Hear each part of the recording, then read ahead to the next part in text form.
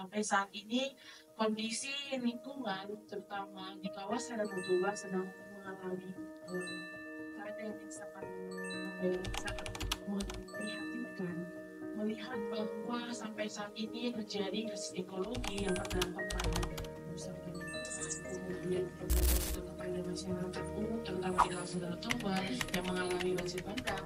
Konflik yang dihadapi Tapsel hari ini adalah berhadap-hadapan dengan TPL ketika ada izin mereka berada di APR yang seharusnya tidak bisa.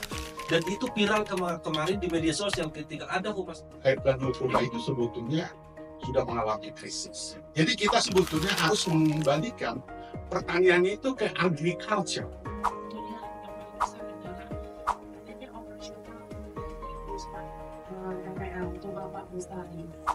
Yang pertama, karena saya diundang sebagai akademisi bidang teologi, maka kami akan bicara dari sisi. Saya mau katakan dalam perspektif teologi Kristen, alam ini adalah ciptaan Allah. Alam ini adalah ciptaan Allah, di mana manusia dipanggil oleh Allah sebagai mitranya untuk menjaga alam semesta. Itu ada dalam Kejadian 2 ayat 15. Nah, apa yang mau kita lihat dari secara perizinan TPL sejak 92? Nah, ini yang bisa kami sampaikan adalah pertama, di dalam izin ini termasuk ada pelanggaran hukum yang cukup serius. Nanti mungkin Bapak Ibu yang ilmu disiplinnya tentang hukum bisa memberikan pendapat. Tapi Eukaliptus ini bukan hanya jadi masalah, kalau kita lihat di literatur, bukan hanya jadi masalah di Toba ya. Di negara-negara lain, Amerika Latin, di India, ini kaitannya dengan foreign direct investment itu. Jadi pemerintah sangat memerlukan itu, tapi dengan mengorbankan masyarakat lokal.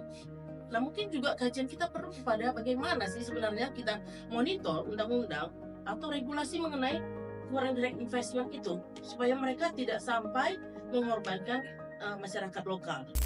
Ya, jadi bukan governance corporation kalau sampai dia membayar gaji tenaga kerjanya, tenaga kerjanya di bawah UMR atau di bawah undang-undang yang berlaku. Nah, ini yang harusnya kita kejar. Jadi dari beberapa tadi yang ditaparkan itu ada 4 atau berapa yang saya catat, antara lain pelanggaran izin itu atau izin itu cukup layak untuk kita expose.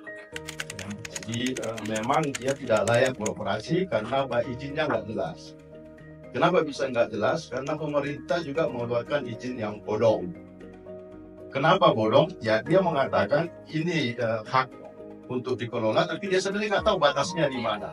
Ya, ada beberapa tadi yang saya catat dan disampaikan oleh Pak Rocky. Jadi belum pernah ada pengukuhan kawasan hutan. Apa yang mesti kita lakukan? Persoalannya kan sudah jelas. Secara hukum saya sudah jelaskan. Sekarang jangan dong ini, singkat saja yang kita jelasin.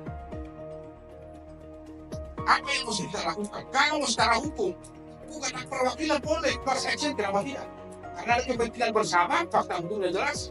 Apa yang terjadi pelanggaran sama. Hak-haknya bahkan itu bagi saya hak konstitusional.